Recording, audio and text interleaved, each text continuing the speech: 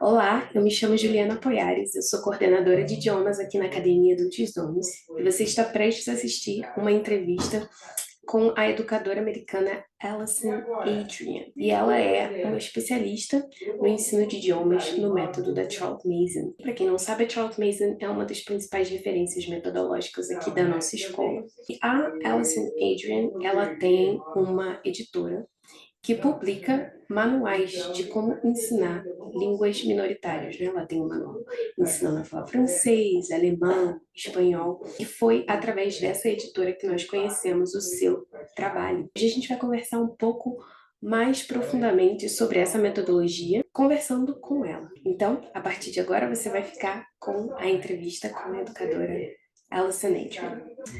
So, hello, Allyson. Thanks Good again morning. for accepting our invitation. So, before we start our interview, I would like you to introduce yourself a little. Okay. Well, my name is Allyson Adrian. I am the mother of 4 daughters and have been homeschooling for about 19 years in the United States using the methods of Carlotte Mason. I am also an academic by background, so I've taught at Georgetown University for, I think this is now 26 years. And my background area is actually intercultural communication, which is not the teaching of foreign languages, which is what we're going to talk about today. But I found that Carlotte Mason's methods completely transformed what I did at the university. And it was my love of her methods and moreover, my love for my children and wanting them to speak languages that led me to investigate what she did. So I've been involved using her methods both at the university and with my children all the way through high school for many years now. And then in 2012, we developed Cherrydale Press, which is a publishing house devoted to producing language materials using Carlotte Mason's methods. So have been doing that for just over a decade now. Amazing. So, the first question, actually, it would be more like comments about it, because before we talk about specific methodological questions, could you give us a brief introduction? I mean, can you share the big picture? Who was Francois Guin? Why did he create a methodology from scratch? And why did Miss Mason choose his method to apply in her schools? Yeah. All right. Francois Guin lives at the same time as Carlotte Mason. So they're both active at the end of the 19th century, beginning of the 20th century. He is a Frenchman who is determined to learn German, and he tries everything. He takes classes and finds he cannot speak. He tries memorizing 10 words a day out of the dictionary and finds he cannot speak. So then he does what everyone recommends. He actually moves to Germany and takes classes and still finds when he goes out, he can't speak to the people and he's very frustrated. Then one day he is walking to actually a mill with a 3-year-old, and they're walking along talking. They get to the mill and are observing everything that happens at the mill. And on the way back, this 3-year-old proceeds to tell him everything he saw. You know, and first this happened, then that, then that, then that. And he has his epiphany that a 3-year-old can narrate his life, and that we are designed to be able to remember that which we can narrate. And by that, I mean, it's almost like it has a story form. As long as there's a beginning, a middle, and an end, if we can ask the question, what next, and something logically follows, then it stays in our minds. And he had this epiphany that in order to learn another language, what he needed to do, as he said, was not to translate Homer or Virgil or Goethe. Goethe would have been for German, but to translate his life into the language. So he goes and he is tutoring some French children. Some German children. He's teaching them French. And so he tries and he creates his famous first series or what he calls a series, in which he says, today in class, I'm going to teach you to open a door in French. He goes, but at the end of it, you're going to teach me to open a door in German. And so his series was to the effect of, I walk to the door, I draw near to the door, I approach the door, I stop. I stretch out my arm, I grab the door handle, I turn the door handle, I pull the door turns on its hinges, I release the door handle, I go out. And he taught that to the children, and it worked beautifully. But what was really important was they taught it to him in German, and he found he could remember it, and he could make new sentences, and he was off to the races. So he then went and created around 50 series, some of them very, very long, but with which to teach people to learn another language. Now, why would that appeal to Charlotte Mason? Charlotte Mason's epiphany was also that we are designed to remember. Okay, she meditated a great deal on scripture. And so she took Psalm 111, which says, the Lord has made his works to be remembered. And she said, how? How has he made his works to be remembered? Well, she realized that they're all in story form. And through her own teaching and observation in her life, she realized that is the great human power, is that we can tell back a story. And we now know, neuroscience has confirmed with CAT scans that it's true, that if you narrate back a story, if you narrate back something that's happened, if you retell it, then it is stored in your mind in a different way than if you don't. And I think now I run into this everywhere. I was talking with a theological professor, and reading just a New York Times bestseller. You just find people are discovering this truth in lots of different areas, that what we retell, we know. And so she saw that Francois Gouin had discovered this and applied that power to learning a language.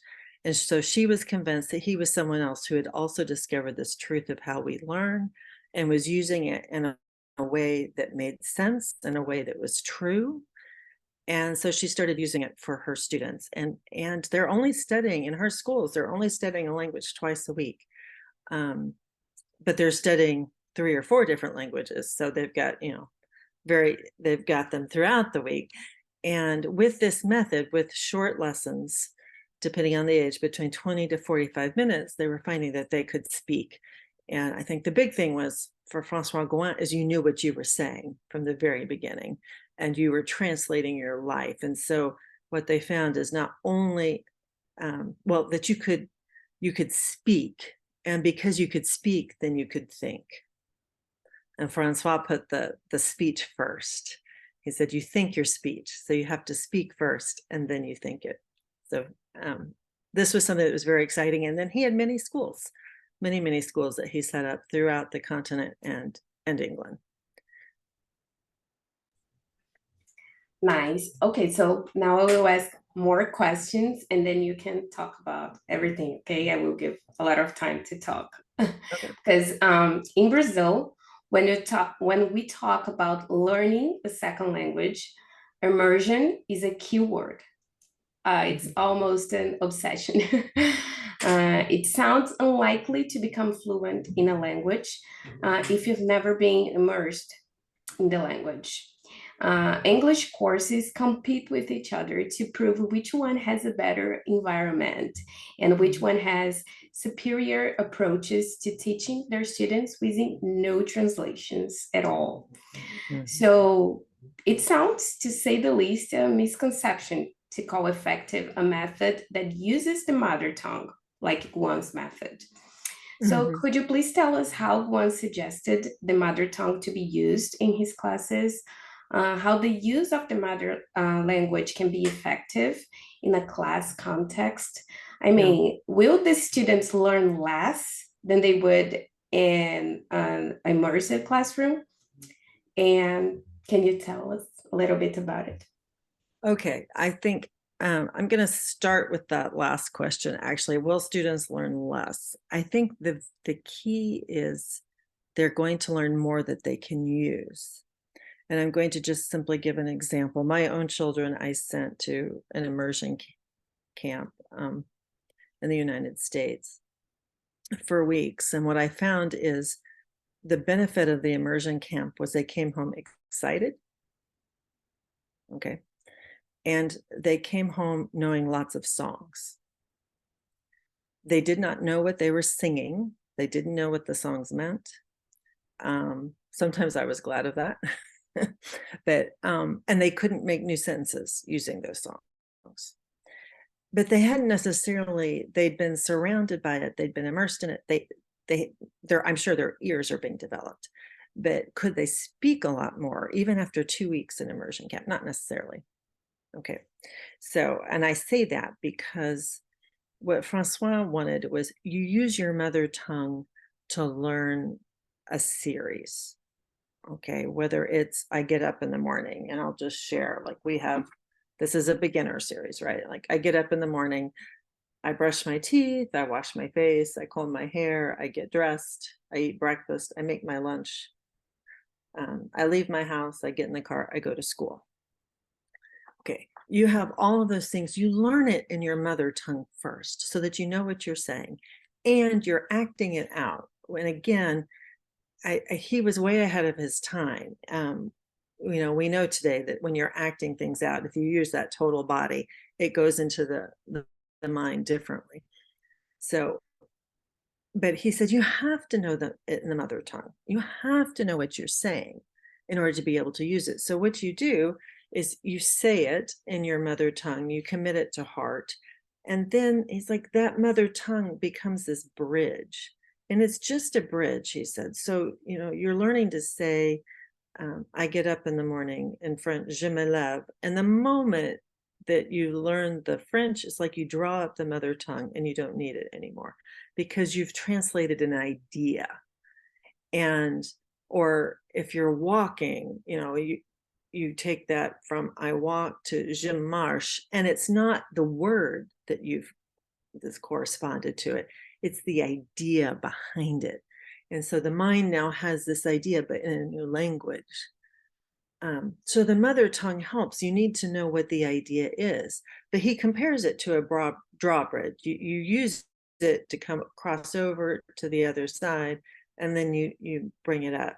So I think when I teach, I find I'm using in the very first lessons largely the mother tongue, but getting people to think. So to use anything that they've learned in that lesson, they have to use in that lesson. So even if we've just done a very short series, like I take the book, I open the book, I close the book, then we're asking questions immediately. So we're introducing the question in the new tongue, what do I open? What do I close? And students are having to answer in the target language. So people are speaking in the target language from the very first lesson. And if you do that for 20 minutes, I just had an adult student who left saying that was so intense. You're having to use what you know, and you are accountable for what you know from the moment you know it. And then you start saying, okay, if I can take a book, could I say, and you use the target language to ask this question, could I say, and then you use the target language to say, I take, and then you start throwing in alternatives, but in the mother tongue. Could I take the window? Could I take the wall? Could I take, and you make some things make sense and some not, so that the student's having to use what he knows in the target language to think, does this sentence make sense? Yes or no? Even though the sentence is partially in the target and partially in the mother tongue. Okay, but the proportion of that changes very rapidly, because after you've been asking these questions and people start to understand the questions, you are using less and less of the mother tongue. And so you're able to start giving commands and be asking questions and talking a great deal in the new language from the beginning. But all along, there is never a time that students don't know what they're saying. There is never a time that they're repeating a phrase and they're not sure what it is. And there is never a time that you don't actively engage in saying, okay, what are new sentences we can make with these verbs that we have? It's very verb centric. So the whole thing, you're emphasizing learning a lot of verbs. You actually learn fewer nouns initially, but a lot of verbs. And so it's what are the new things we can say, because the goal is to actually speak, right? It's to learn the language, not just to say a series. So you learn the series as it's your tool, okay? It's that bridge for getting you over there. And then with these verbs in your possession, and this is what Carlotte Mason said, these words become your possessions that you have. They are a part of you, and you can make all kinds of new sentences with them. And so to me, that is so much more powerful. You learn so much more that you can actually use, and you can use either in practical situations, but you can also use in a more high level, weightier conversations. You can open a book, you can open a wallet, but you can also open your mind. You can, these are things that you very quickly start to go. And what I find is students really delight in finding the new ways in which they can use it. So when you ask them to generate questions based on what they've learned, they push themselves. They enjoy bringing in things from the last lesson because they remember the last lesson. And so for them, it's this delight to have more complicated questions, more complicated answers. I don't have to push so much. They are the ones who are bringing it themselves. And I think that's key. Carlotte Mason says all education is self-education, in the sense that you've got to be the one who has internalized it. You have to be the one who's posed the question you want an answer to. How do I say this? What comes next? What could I bring from the last lesson to this? All those are questions you can ask yourself. That it doesn't matter what a teacher is presenting. If you're not asking and doing that work yourself, you won't be learning. So what I find is this method really does foster that. And people start learning and speaking so quickly. And that I've just never seen anything where people are speaking from the very first lesson, and then that just grows. It just grows and grows until you get to where, every few sessions you're making your own series. Well, that's your own original creation that's describing something in your life using what you know. And that's usually when the lights are going off in students' minds, because they realize how much they can say. And you're there after 4 or 5 lessons. I mean, it's amazing how quickly it happens. I mean, 4 to 5 lessons, you're talking at the end of 2 weeks. So it's very powerful. Yes, and you mentioned the time of each session. Can you tell us a little bit about how important it is to watch the clock when teaching a lesson? It's really vital. Carlotte Mason and Guam both. It's interesting. They were both in agreement that a 20-minute lesson was ideal. And actually for them, a 20-minute lesson was ideal regardless of age. They extended it to 45 minutes for older students, but that addition was not more talk time, it was to copy. So older students, but by older students, I do mean much older students. I'm not talking 10-year-olds. We're talking 14, 15, 16, or his adult classes. They would have had 20 minutes, and you're working hard in those 20 minutes to get through a series and to ask questions and to be talking, and it goes so fast. But then he would add on time for the oldest students to be copying, and she had them copy as well, or he would give copy exercises so that they would, once you were more advanced, let's say you had learned to say, I throw a ball. And that's a series about the ball falling and the ball bouncing, and you catch the ball and you throw it again. Okay, so you might have learned that, but maybe he's wanting you to get good at saying he or she throws the ball. So he might say, okay, we learned I throw the ball. I want you to write it for my sister throws the ball. Now, that would have been something that they would have covered, that they would have been developing a feel for how to say that. Or he might have been saying, okay, we're learning how to say yesterday I threw a ball.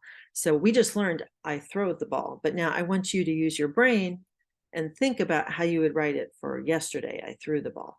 And so that's how they would copy it. And then he'd come back in the last 5 minutes and check, are we right? Okay, yes, we are, and go. So again, anything you knew you were accountable for, but 20 minutes.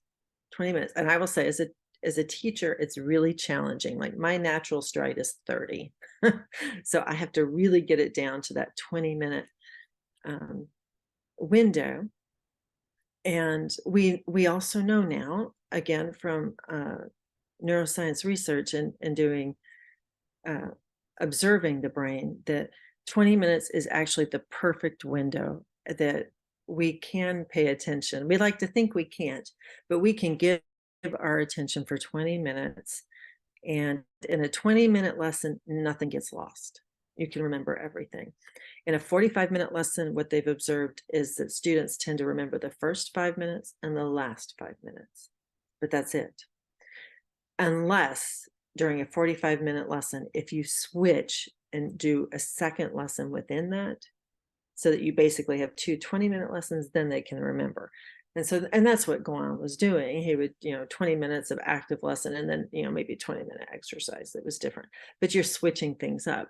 And I will say, I found, I switched, teaching at the university, my classes are 2.5 to 3 hours long. And so what I found is that I needed to do exactly what they recommend. So I would do something, for a short period, and then completely change for another short period, and completely change again. And it would go very quickly, and my students could remember everything we'd done. So I have lived this and seen it, that 20 minutes is really very important. Even though you may feel like you're not getting through everything, you may not even get through an entire series in 20 minutes, but you can have taught the first half of it and asked questions about the first half. And it is more important to stick to whatever you can do and ask questions about in those first 20 minutes than it is to get through an entire thing. The big thing is to always be asking questions and get the students speaking using what they know from the first moment they know it. Yeah, so 20 minutes is actually vital if you want people to remember things. A short lesson, they will remember it all.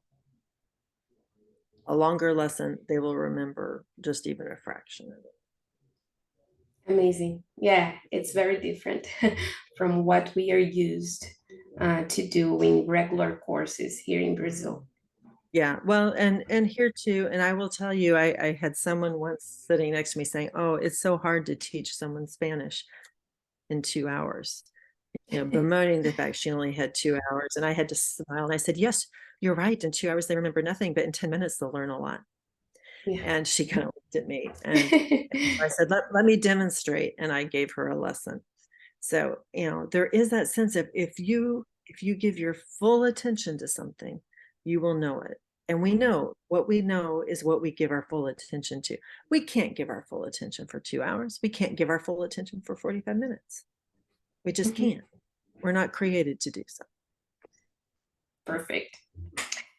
And what improvements did Miss Mason incorporate to the method? Because they naturally have a lot in common in the way they thought their methods, but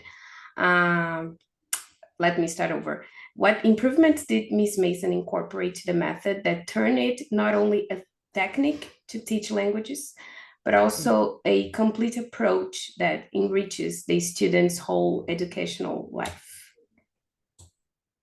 Yeah, I think it's true. Francois Gouin probably would have been content to just learn his series.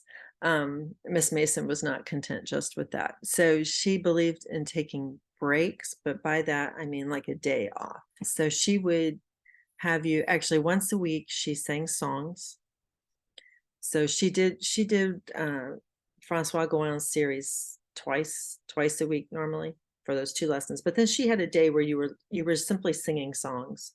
When you didn't have a language lesson, you were singing songs in the language. So there was a lot of singing. She liked you to learn at least 3 songs a year, sometimes 3 songs a term. So the songs, she also really thought you should be learning the best poetry that language had to offer. So she had her students learning poems. The advanced students might be reading,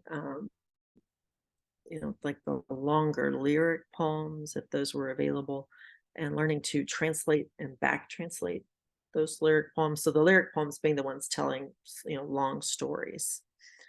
And then doing some, again, advanced students, keeping in mind her students had been doing this for many years. So those advanced students then were able to be reading some, but even the stories, they would do very, it might be a paragraph from a story at a time that they read. And then getting back to the mother tongue, the first time they read, say, a paragraph from a story or an episode of a short story, they would narrate it back in their mother tongue to make sure that the understanding was there.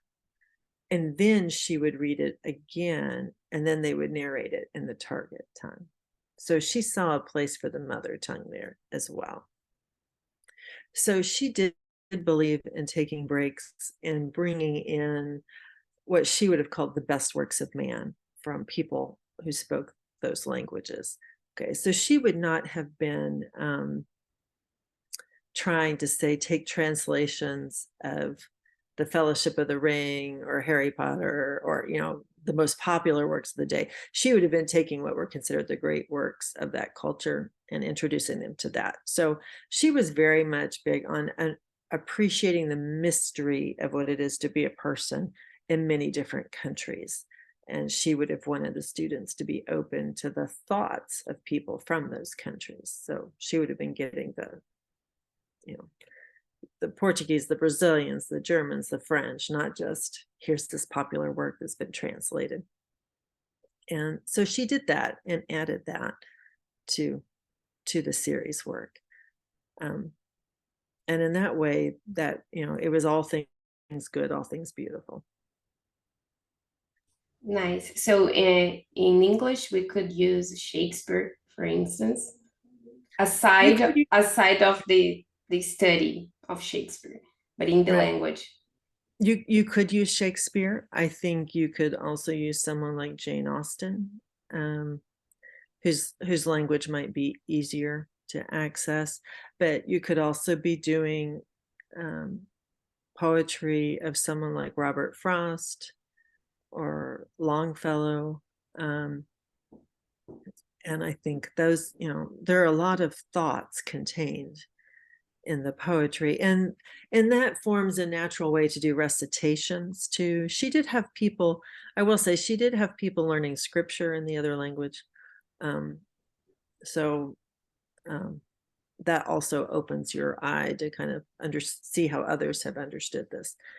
But she started with poetry, and then with very simple, actually, with her youngest students, she uses a visual primer. So we're talking like what she called the nursery. So our very youngest students, in which there would have been fairy tales that were retold, but in one or two sentences. They start very short and with a picture, so that they can tell back those two sentences. And I will say, when the series get more advanced, it's more of a story sometimes. It might be like a 3-part story about trying to catch a butterfly, or there's one about my cat trying to get the fish in the fishbowl. So it's kind of long, and when you're retelling it, you're retelling the story. It's not so much what I have done, but it's what I've observed my pet doing. So she was incorporating that sense of story there. But I think today what I find the challenge is people just want to be able to take a few lessons, and then they want to be able to read extensively. And this method was to have you speaking extensively, and then reading became, kind of like a just a natural delight along the way. But you could speak a lot before you could read, which is exactly what it's like for us as children, right? We're speaking for years before we read. And that was really what this method did too. It had you speaking a lot, and then reading came along with it, but it wasn't the first fruit, as it were. And Francois Gouin and Charlotte Mason were both very adamant that you needed to be training your ears, not your eyes. And so sometimes students are a little uncomfortable with the fact that they're not getting to see the words. They don't get to see the words until they know them and can speak them. And then they get to actually read and see what they're doing. But first you train the ear. Very nice.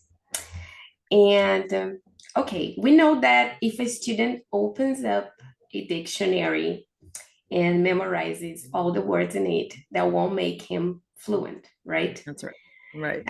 To memorize many different words, it's not what it takes to become a fluent speaker. So why is the series memorization any different? Could you explain us what a series is and how they're verb-centered? You mentioned that, right? Verb-centered approach is helpful to communicate ideas instead of simple words. Okay. Right. Well, in order to make a sentence, you have to know a verb. And both Charlotte Mason and Francois Gouin believed that the way to learn it was in a full sentence form first. So I'm just looking at the 4th series here. I get up is the title. I get up in the morning, I brush my teeth, I wash my face, I comb my hair, I get dressed, and I'll stop right there. So you're not learning to talk about the morning aside from I get up in the morning. Okay. You're not learning to talk about your teeth aside from I brush my teeth. So you're learning everything in sentence form. I'm just even looking at the next one, series 5, which is I hug my grandmother. And it's I see my grandmother, I run towards my grandmother, I say, hello, grandmother, and then I hug grandmother.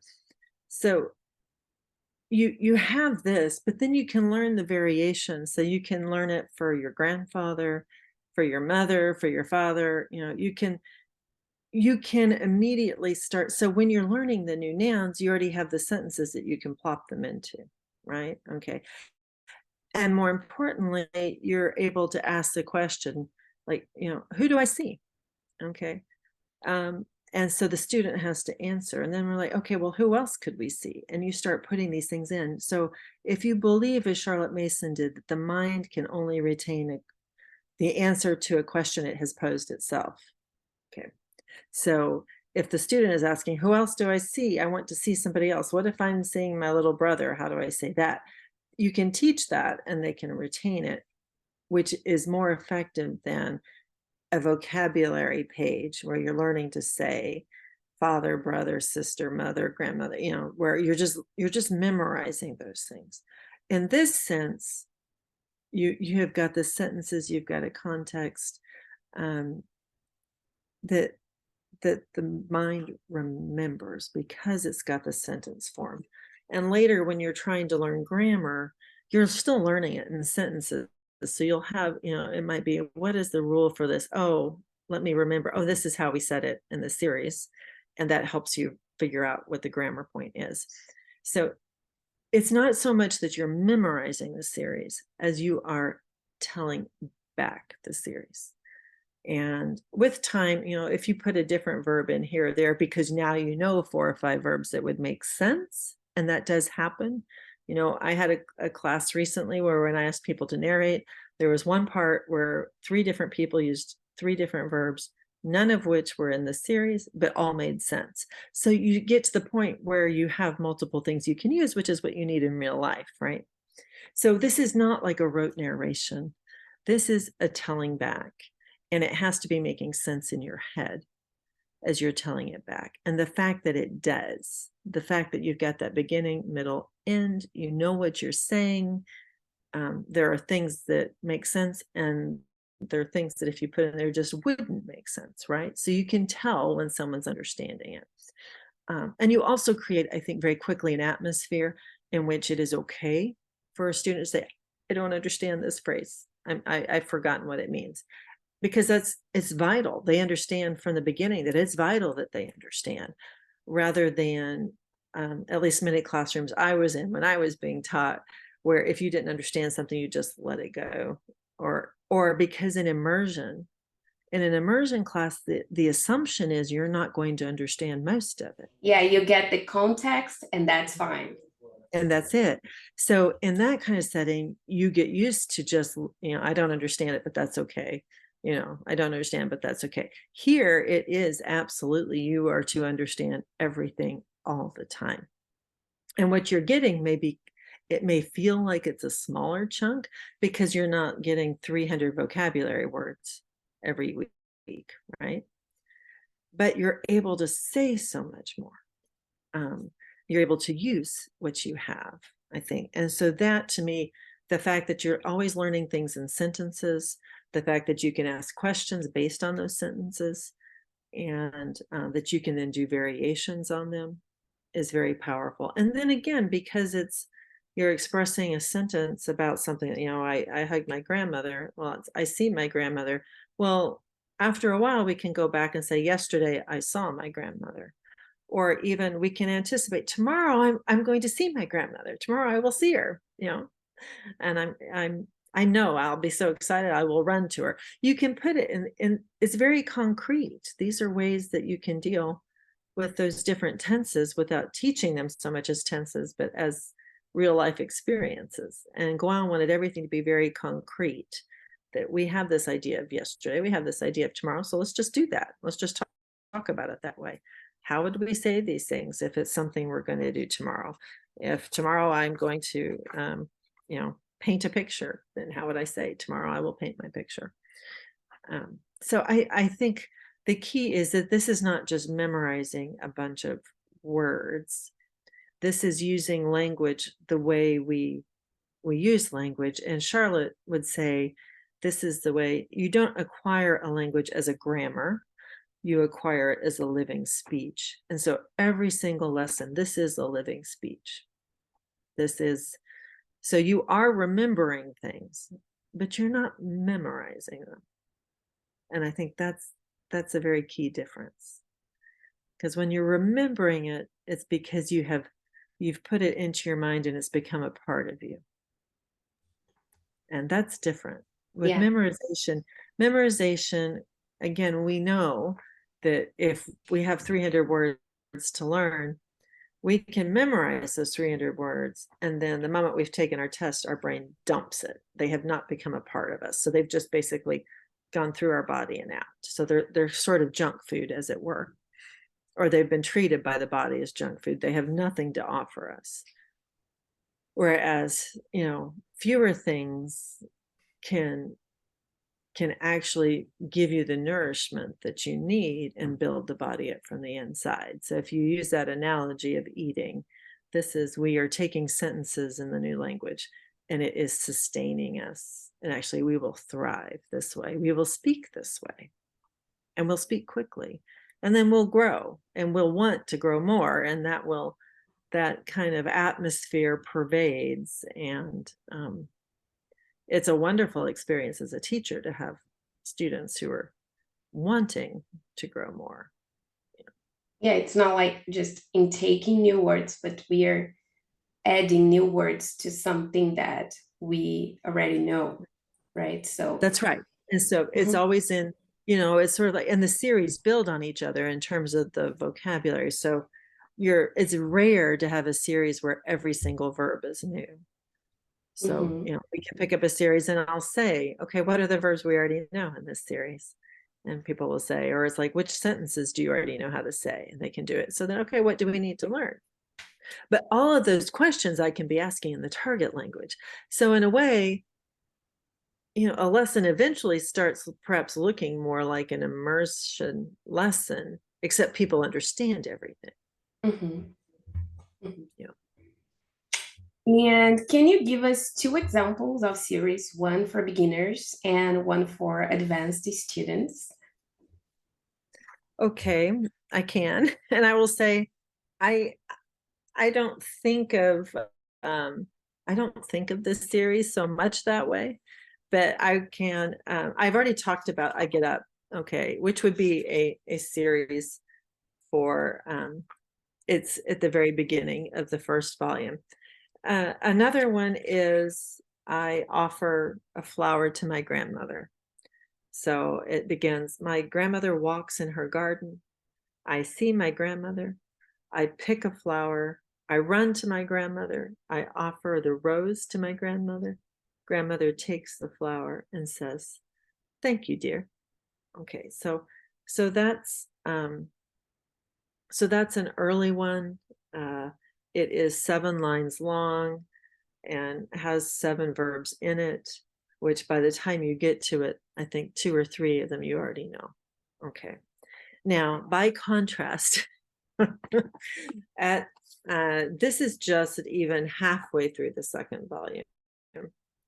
This is one that is called "I Feel Restless." Okay. And it is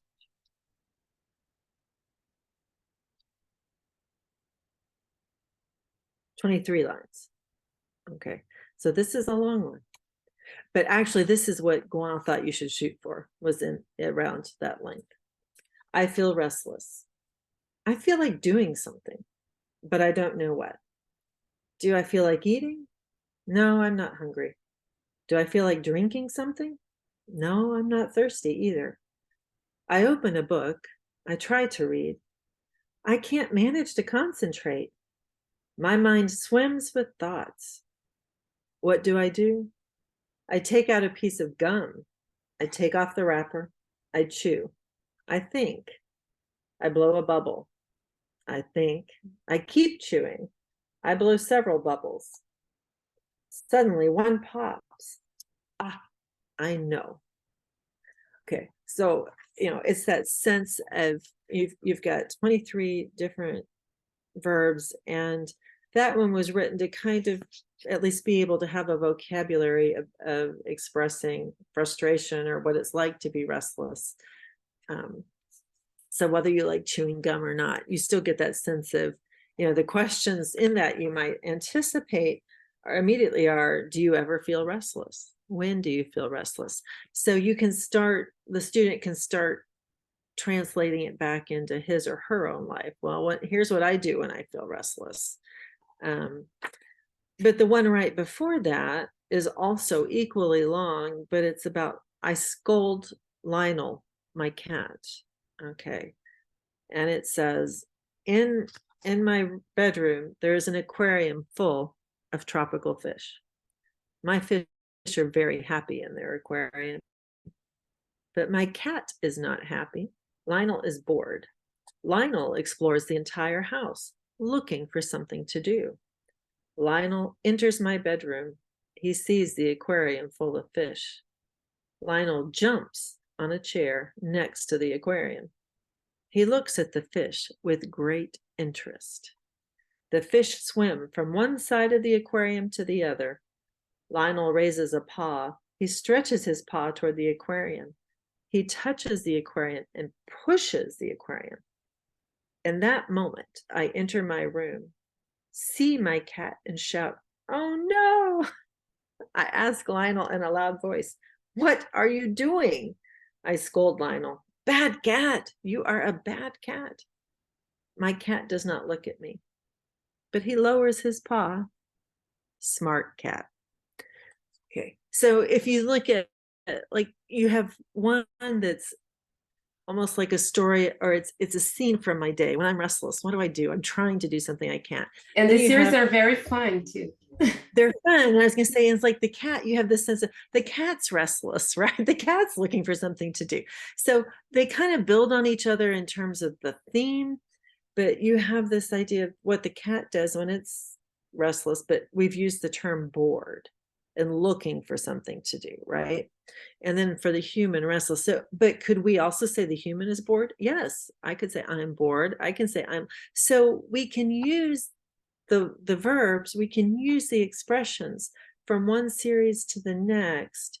And you'll notice, like in the one about the cat, you've got the fish swimming in the aquarium. Well, in the next one for the human, it's my mind swims with thoughts. Okay, so you're taking it to a different context, but you already know the verb, right? So now it's fun, and you can express it in a new way. And I just find they are fun. They are fun. There's one about a Christmas list and the things you put on a Christmas list. There's buying a birthday present for a sister. There's one about waiting for your sibling who's, says, I'm coming, but she doesn't come. And I'm coming, but she doesn't come, So they are fun. And I'd say the more advanced ones get to be more scenes like that. And they are longer, but they become what you feel like really are stories that you can retell. And yet, but it's just brilliant to me the way it builds on each other, just thematically, and so you suddenly have this big vocabulary. And I will say, I was a German major and a French minor at university. Okay, and when I go through these volumes, I learn so much still in both of those languages because there's so many thoughts that we never came across, so many ideas. We weren't about translating our lives into the language. We were usually about reading literature and old literature. And so I just find, I'm like, oh, that's how you would say that. That's amazing to me. So we always make sure that we have native speakers who do the translations, because it's not a translation word for word. It's a translation of idea to idea, right? And that's very key. So I'm always having to say, please don't say this. Don't match the English. You tell me what the idea would be over here. And that can be interesting for people who are trying to do it on their own, trying to figure out what is this idea to idea thing. But it's the way you have to do translation. But yeah, so those are examples of more advanced series in terms of by the time you're getting halfway through volume 2, that's the kind of work you're doing. And I would say most of the series in volume 2 then get to be pretty long. They're, you're in that 20 line area. But there's some very fun thoughts expressed. Yeah. Nice. Allyson, this is going to be the last one, okay? To wrap up this delightful talk we're having. Okay. And is there any advice would you give to the families watching us now and want their children to learn a second language? I would encourage that you begin by doing sentences, and that to embrace the idea that we really do learn this way. We really do learn as a living speech, and that we learn so much faster when we know what we're saying.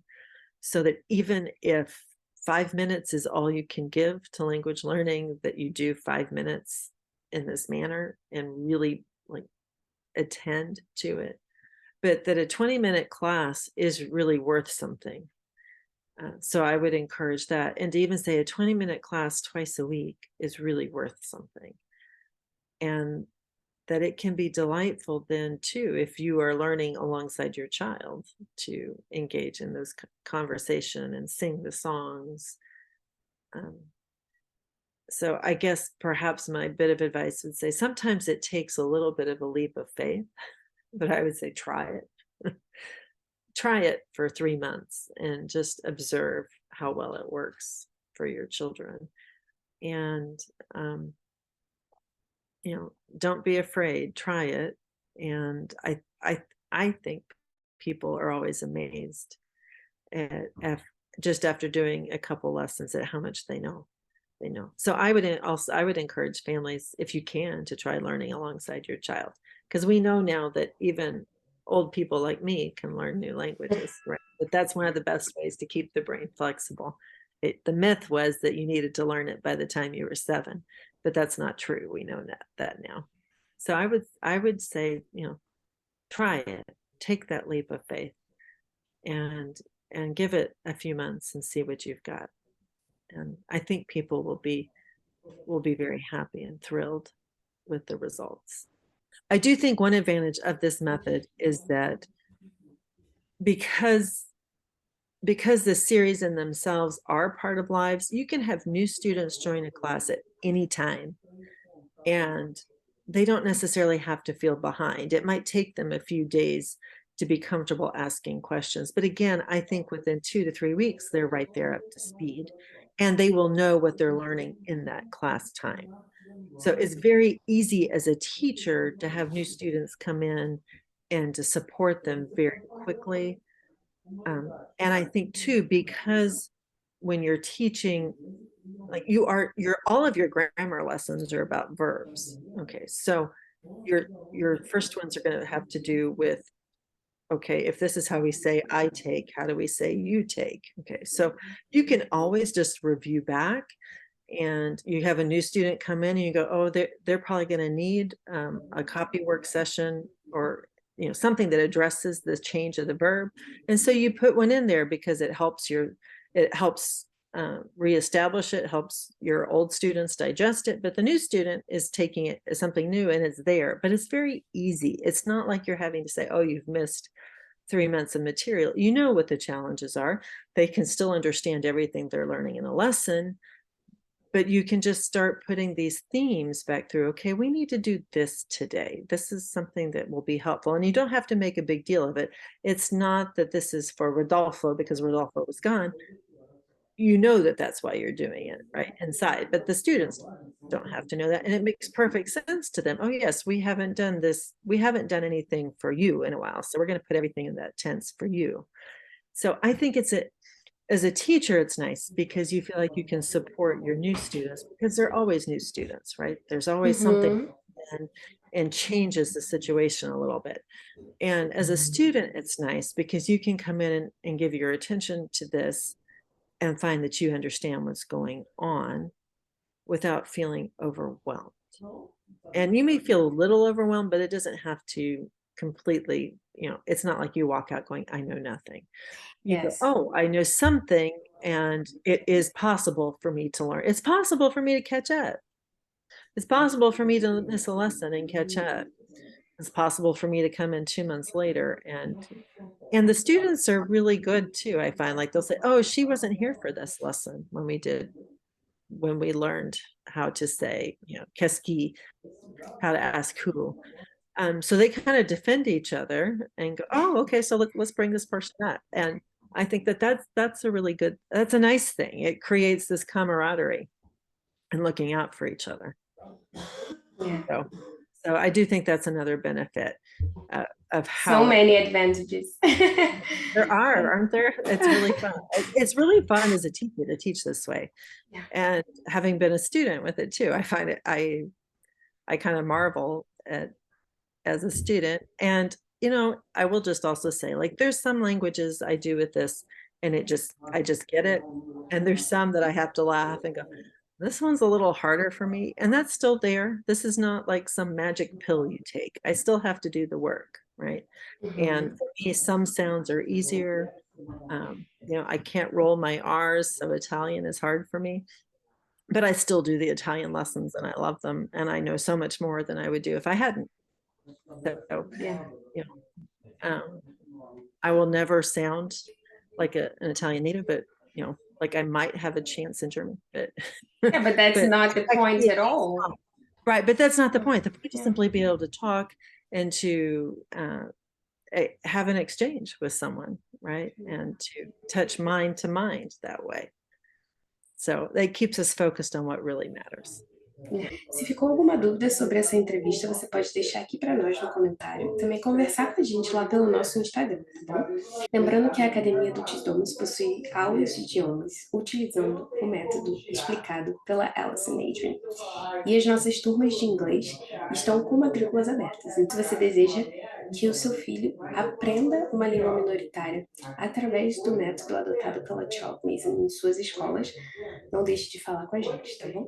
Espero que esse vídeo tenha te ajudado e até a próxima!